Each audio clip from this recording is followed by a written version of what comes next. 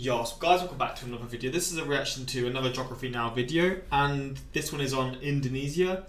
I'm going to start going through a lot more of his videos because I've been taking a lot of time, like sort of gaps in between the reactions. I've done, I think, Mexico, Canada and the US.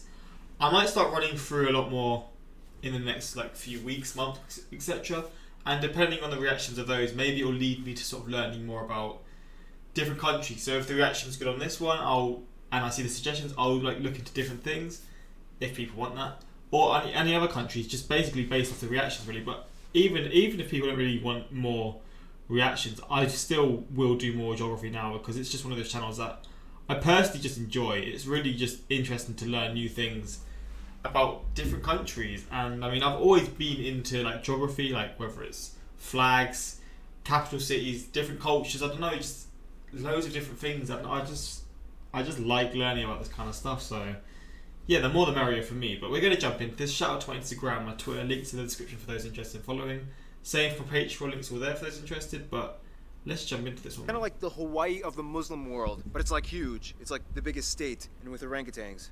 Oh. Hawaii of everybody. So if you don't know anything about Indonesia, basically all you have to know is that it's kind of like the Hawaii of the Muslim world, but it's like huge. It's like the biggest state, and with orangutans. And that's it, just no punchline. Let's just go to the intro song.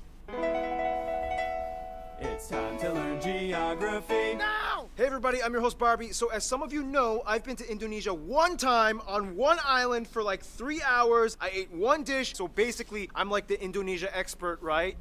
Well, if not, I'm kind of like the only guy on YouTube doing full profile videos like this. So for now, you'll just have to kind of deal with me for like the next 12 or so minutes. Woohoo! Default! Alright, so again, if you don't know anything about Indonesia, it's basically like if the Middle East and South Asia had an incredibly colorful, loud, somewhat explosive set of babies. Like thousands of them. Okay, that doesn't really help. First of all, Indonesia is the world's largest archipelago nation, located right where the Indian Ocean meets the Pacific Ocean on the incredibly clustered set of islands, making 6 countries known commonly as Nusantara, or the Malay Archipelago. Indonesian Archipelago. Sure, whatever makes you happy. Indonesia actually has land borders with 3 of these countries, East Timor, Papua New Guinea, and Malaysia. On the Yeah, so I've seen Indonesia before. It's such an interesting like shape. And the capital, Jakarta. Where is Jakarta? He's probably going to show us, but I just want to see. Jakarta location on map. Because I wonder what like the main map, what the main land area is, like where most of stuff happens. I guess this is the area, but I don't actually know. Maybe it's going to be a different spot. And it's, oh, I'm wrong.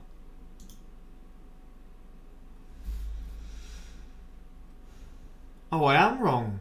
Bro, it's so crazy to me, man. Like, is it like really big cities here, really big cities on these islands, or is it like, are these like the specific islands where, I don't know, the bigger cities are? I don't know how it would work. Because I guess like one of these little islands here is probably the size of England, because Indonesia is obviously a very big country. Maybe not, yeah, but the size of England actually, I would probably say. But yeah, I'm actually really intrigued to learn about this because the shape of it is very unique to a lot of other countries. In terms of the land and like how there's lots of different islands, etc. The biggest island, Borneo, or Kalimantan, which is one of the world's only 2 triple split nation islands, the other one being Cyprus. Although technically if you include the UN buffer zone, it's kind of like 4 entities, but the UN isn't a country, whatever, just watch the Cyprus episode. The country is divided into 34 provinces, 5 of which have special administrative statuses, with the capital and most populous city, Jakarta, located on Java, the world's most populous island with nearly half of the entire population of Indonesia in it. The largest cities after Jakarta are Surabaya and Bandung, both located on Java Island, and Medan, located on Sumatra. Jakarta Soekarno-Hatta International, Bali's Ngurah Rai International in Despansar, and Surabaya's Juanda International. Now here's where things get a little speculative. Today, there are still arguments claimed as to exactly how many islands Indonesia has. The National Coordinating Agency for Surveying and Mapping says Indonesia has about 13,500. The National Institute of Aeronautics and Space Agency says that it has about 18,300, whereas the Indonesian government claims about 17,500. But wherever the point is, there's a lot of them. Over 8,800 have names, and over 900 of them are permanently inhabited. You would think they are the country with the most islands, but surprisingly, Finland and Canada beat them. But a lot of their islands are kind of like little islands in the lakes, so does it really count? Yeah. I guess. Now let's talk about the 5 special administrative provinces. They are Aceh, Yogyakarta, West Papua and the capital Jakarta. Now, no surprise, the capital Jakarta acts as its own political entity. Lots of countries do that. But what about the others? First, Aceh. Aceh is kind of like the black sheep of Indonesia. It's the only province in which Sharia law is fully implemented. Also, they kind of have like a ton of oil, so yeah, they've kind of asserted a very independent ideology that sets them apart as autonomous from the rest of Indonesia. Then you have Yogyakarta, which is the only region that is still governed by a pre-colonial monarchy, the Sultan of Yogyakarta, who acts as a hereditary governor. Otherwise, we get the 2 Papuas, which collectively used to be the province called Irian Jaya, but then in 2003 they got split into 2. Basically, this is the place that has the least in common with the rest of Indonesia. It has a culture and background closer to their cousins across the border in Papua New Guinea. So then why is this part of Indonesia? Well, long story short, Indonesia was basically like, well, now that we have our full sovereignty, we get everything that the Dutch colonized. But the people of Papua were not too happy, so then Indonesia was like, all right, we'll give you a vote to stay or leave. However, we would strongly implore you to make the right decision. So they voted to stay in. A lot of people complained. There's still some current opposition, and to this day, the area has a relatively high level of autonomy, and the government kind of just leaves them alone, except for when it comes to mining for resources. Oh, and the South Maluku area also kind of has like an independence dispute thing kind of going on, but the major opponents to the Indonesian government are primarily based in the Netherlands. Then you have the strange Riau Islands, which look like they should belong to Malaysia, but they don't, even though they have a strong Malay-derived culture. Then you have the Ambalat Sea Block, which has a ton of oil that both they and Malaysia argue over. So that essentially covers most of the administrative divisions of Indonesia. Some of the most notable spots of interest in Indonesia might include the national... I mean, I'm already learning that how diverse it is. I didn't realize how like there'd be a lot of diversity in like diversity within the country. I don't know. That's quite a surprise to me, to be honest. And I mean, I guess because it is so big, I guess because the land mass is so big, it does make a bit more sense. But I don't know, I just didn't expect Monument it. and Museum, Royal Keraton na Yogyakarta Palace, Ratu Boko, the Magalang and chicken-shaped churches, Borobudur, disputed to be the largest Buddhist temple in the world, Maimum Palace, the Taman Sari Underground Mosque, the Equator Monument, the Pura Ulun Danu Bratan Lake Temples. Yeah, try to say that 5 times fast. Beautiful. Pura Ulun Monument. This is beautiful, bro. This is beautiful, man. Look at this one here. Yo, this is crazy. Pura Ulun Danu Bratan Lake Temples. Yeah, try to say that 5 times fast. Pura Ulun Danu the Batan Lake. The Millennium Bridge, the Sacred Monkey Temple, the Hellmouth or Elephant Cave, the 7-story pagoda of Cebu, the smoked mummy villages of Aikim and Jiwika in Papua. Or if you're lazy, you can just go to the Taman Mini Indonesia Indah Park, which kind of has like a bunch of replicas of all the famed sites in Indonesia. Oh, and keep in mind, there's Dutch colonial style buildings all over. Too many ancient temples and pagodas to list. And no matter how many buildings and landmarks are built, they will never compare to what Mother Nature has done. Which brings us to the scenery, right? Indonesia's land is like that man. one ex we all had back in our 20s that we trusted a stupid friend to hook us up with. Super attractive, but almost killed you a few times. Indonesia lies on what is labeled as the prehistoric continental shelf known as Sundaland, which during the Ice Age times pretty much connected all of the islands together before the Wallace Line until the ice melted and filled in the gaps. Now this is where things get incredibly messed up. Not only is Indonesia right in the worst part of the Ring of Fire, but the country is basically smashed between 3 converging major continental plates. The Ring of Fire? What is the Ring of Fire? Wait, do I know about this?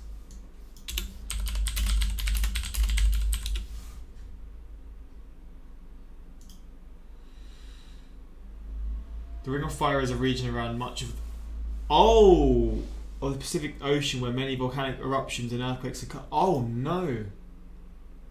Oh, that is literally right on it as well. Along there, jeez.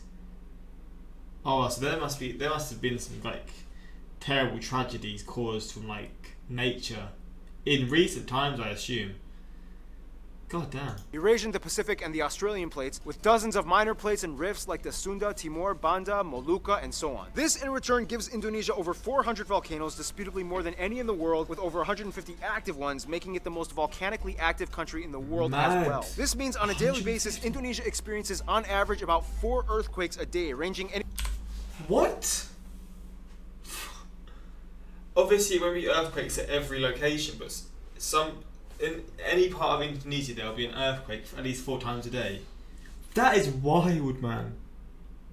That's crazy. Anywhere between the small, timid 3 to a noticeable 6 on the Richter scale. And you never know where or when they will happen. Jeez, man. impressive. Nonetheless, volcanoes can be a good thing, especially when concentrated close to the equator, as the warmer, humid climate allows moisture and minerals to coalesce, creating some of the most fertile land on the planet. This is why places like Hawaii and Iceland are so radically different despite both being volcanic islands. In the end, Indonesia got blessed with a flourishing abundance of flora and fauna, the second highest concentration in the world after Brazil, many of which being endemic species like the Rafflesia arnoldi and the Titan arum, the largest flowers in the world, which each smell like rotting corpses. And at over 180, they also have the highest concentration of mammals out of anywhere in the world. Nonetheless, the national animal is actually a reptile, the largest in the world at 3 meters long, the famous Komodo dragon, which you can find a bunch of on Komodo Island, which is where they get their name from, and they can kill people.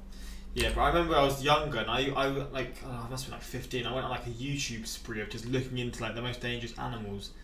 And I got into like a little hole of just reacting to stuff to do with Komodo dragons, and god damn, they are crazy. Am I right, or can they can run pretty damn quick?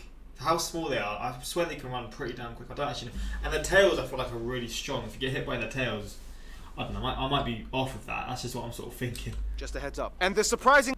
Wait, they have tails, right? Yeah, they got big ass chunky tails. Jeez. Island, which is where they get their name from, and they can kill people. Just a heads up. And the surprisingly not national animal, even though everybody knows and loves them, the only great ape in Asia, orangutans, are only found on this archipelago as well. By the way, they look docile and quiet, but orangutans can rip off your arm if you anger them. So... What's happened to it? Is this their face? What they're like?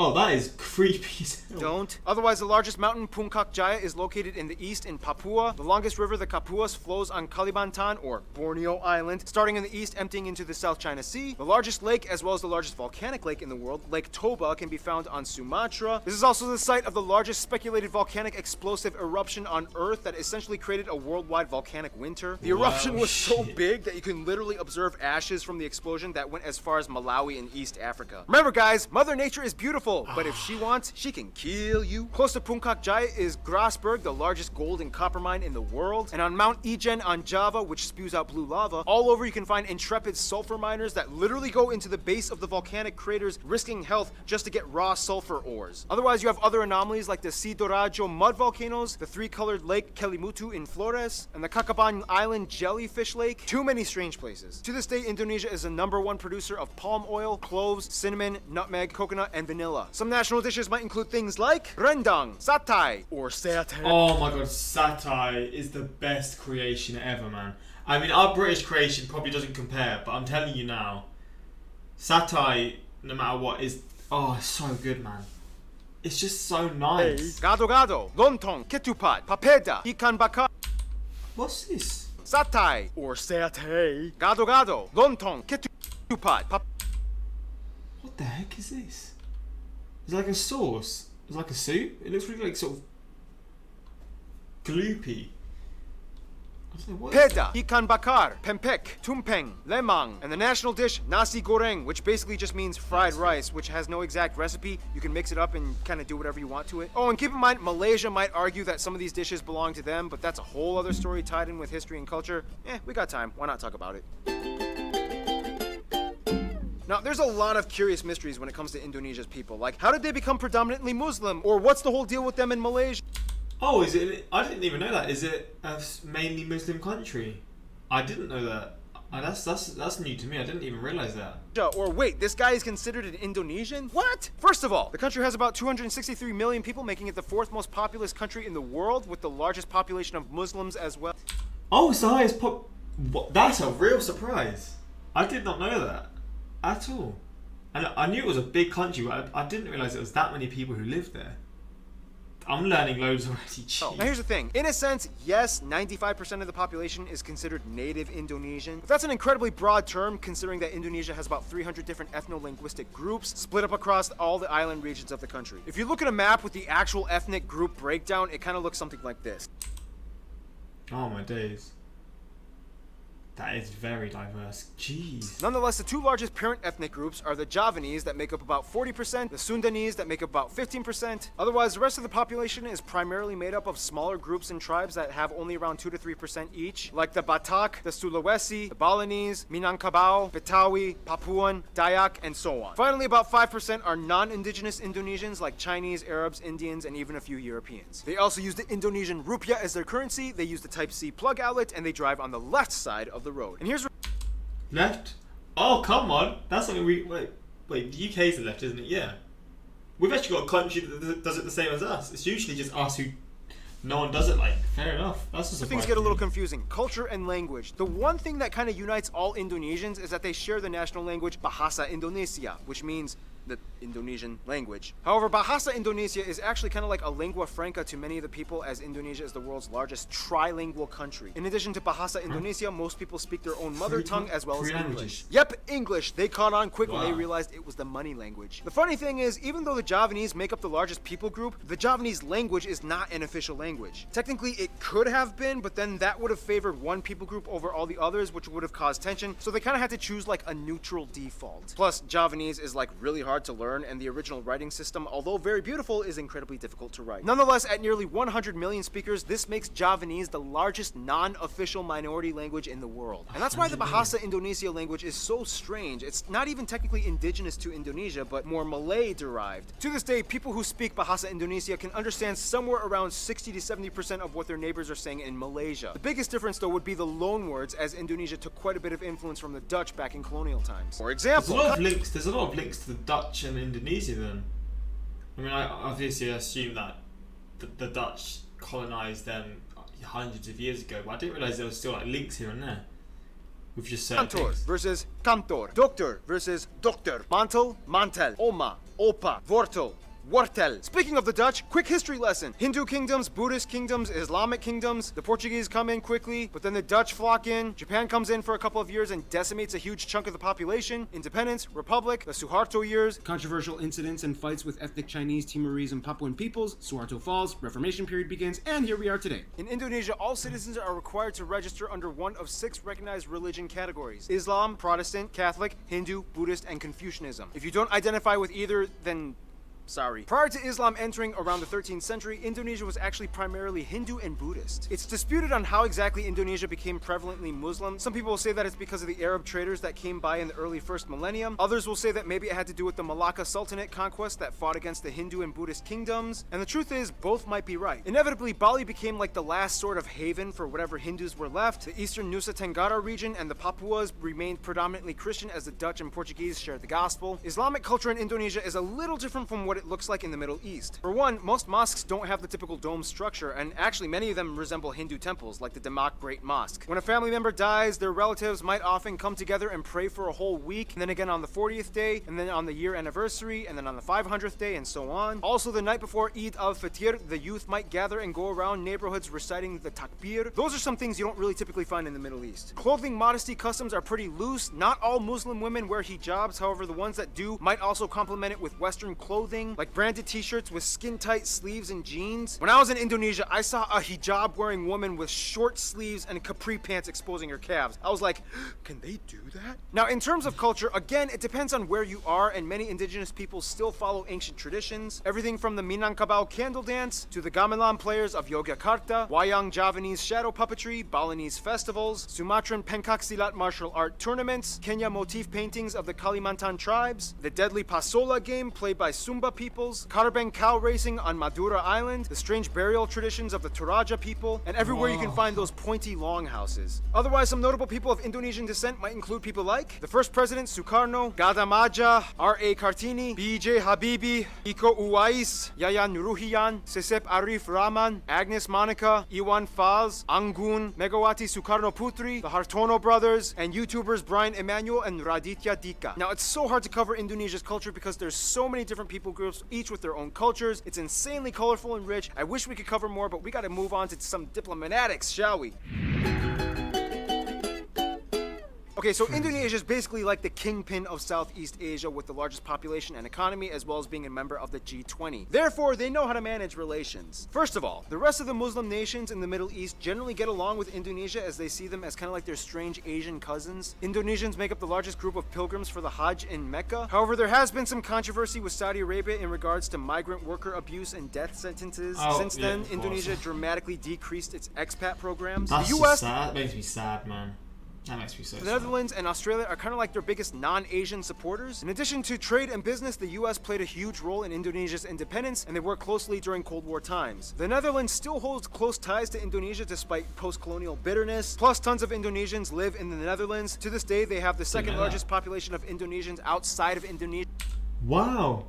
Bro, I'm learning so After much. Malaysia at nearly 2 million. Australia gives some of the most aid to Indonesia, especially after catastrophe incidents. And even though there are some controversies involving immigration and attacks on Australians abroad, they still share close ties generally. Now, Indonesia and Malaysia are kind of like the Colombia and Venezuela of Southeast Asia. They're like the twins separated at birth and have a strange love-hate relationship. Malays accuse Indonesians of stealing their culture and language. Indonesians accuse them of not being grateful for all their help during war times. But when they actually meet up as people, it's like they're totally brothers. Nonetheless, most Indonesians I talked to have said Japan is probably their best friend, which is funny because Japan kind of really messed things up during World War II. Nonetheless, they've moved on, and today Japan makes up the largest export partner. Tourists flock in year-round, and the two have been building each other up for over half a century. In conclusion, Indonesia's people are very much like their islands, numerous with lush, colorful, strange diversity. Sometimes a cyclone, earthquake, or volcano of controversy erupts, but at the end of the day, they still flourish together as one. Stay tuned, Iran is coming up next.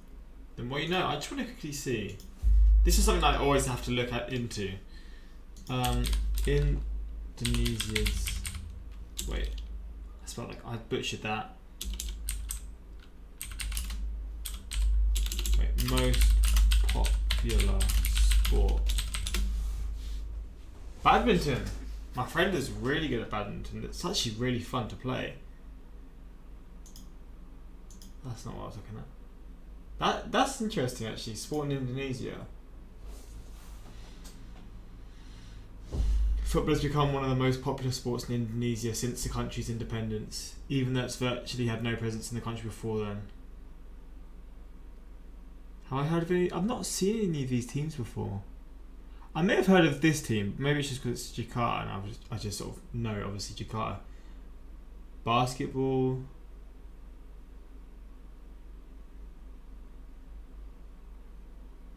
Interesting, man.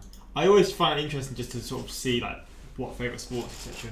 Well researched, good job. However, the last time I went to Malaysia as an Indonesian, find it more difficult to understand Bahasa Malaysian than my Malay friends did by Bahasa Indonesia. Happy Independence Day. Just over a month ago. UN, so have you decided yet? Indonesia, shut up, I'm still counting the islands.